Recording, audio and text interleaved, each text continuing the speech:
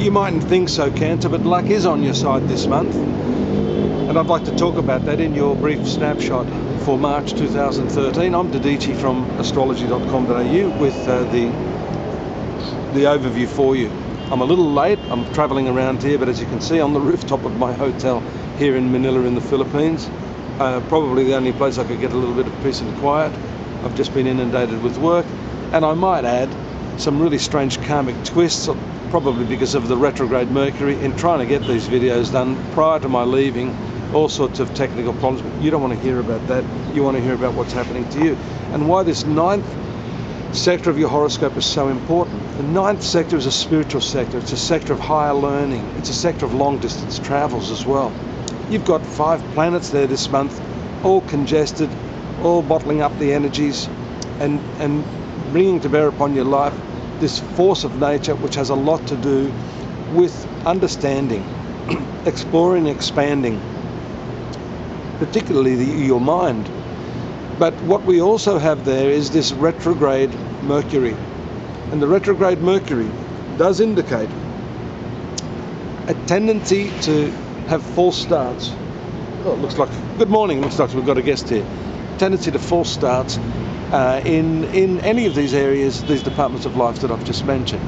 So if you're planning, for example, a new course in study, some higher education, a journey, a long journey by the way, because this ninth sector has to do with foreign journeys, not necessarily immigration, but long-term holidays, exploration, these sorts of things may not get off to the sort of start that you'd like, and you may have to expect a restart, a reboot, Control Alt Delete, for all of this stuff to really take off. So whilst I'm saying that this is absolutely a good transit, a lot of good energy there, you may have to be very, very patient for these planets. Mercury and Saturn as well. Saturn is in your 5th sector. We keep mentioning this as a planet being in your 5th house, having to do with your creative output and the fact that you're stifled now. If you're a writer like me, this could be called writer's block, a creative block that can be very, very frustrating. And as I've said to a couple of the other star signs this month, you need to simply let go of that and trust the power of nature and the power of your own creativity to just allow that stuff to percolate through when it's ready, in its own time, rather than forcing in hand, because all you're going to do there is to obstruct that energy more and mess it up. You need that creative flow to be pure. Now, the significant transits, which I've been mentioning to all of the star signs this month, are the transits of Mars, the Sun and Venus. These 3 planets. Firstly, Mars moving to your career sector on the 12th of the month. Very, very powerful, and this is your best planet actually.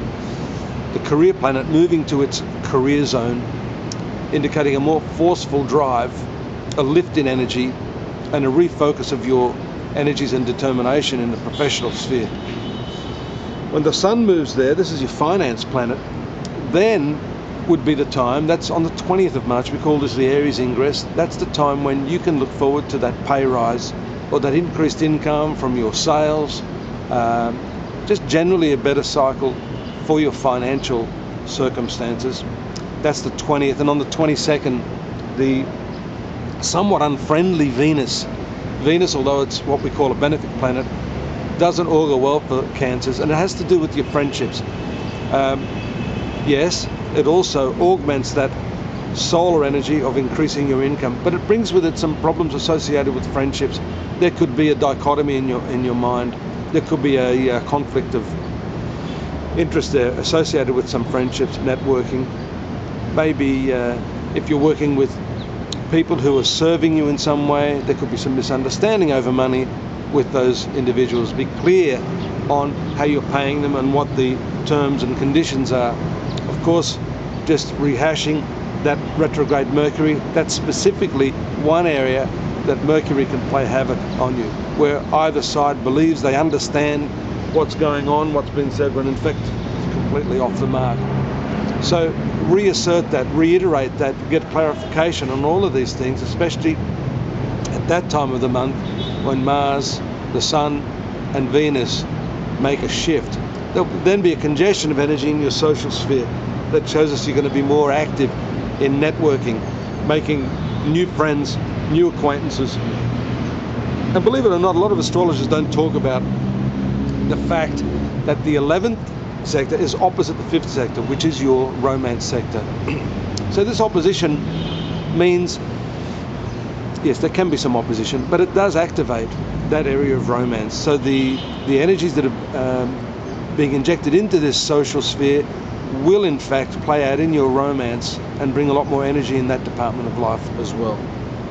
Look forward to your company next month. If you want more detail on this in a textual format, you can do so in the forecast section of our website at astrology.com.au. We have a lot of free stuff there for you, daily, monthly and yearly overviews.